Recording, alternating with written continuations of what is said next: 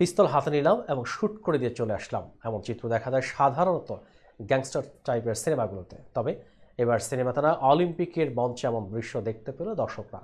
10 metre air পিস্তলের মিশ্র দলীয় ইভেন্টে এক হাত পকেটে ঢুকে আরেক হাত দিয়ে নিশানা ভেদ করেছেন তুরস্কের শুটার ইউসুফ দিকেচে।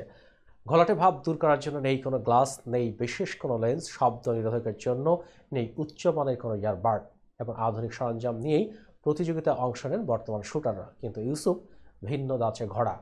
তবে এসব ছাড়াই 51 বছর বয়সী এই শুটার যা করে দেখালেন তা নেট দুনিয়ায় রীতিমতো ভাইরাল।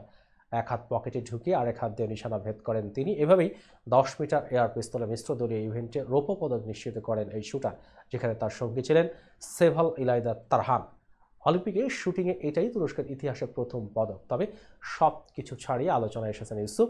শ্যুট করার সময় তার পোজ নিয়ে একের পর এক মিম বানানো হচ্ছে সামাজিক যোগাযোগ মাধ্যমে।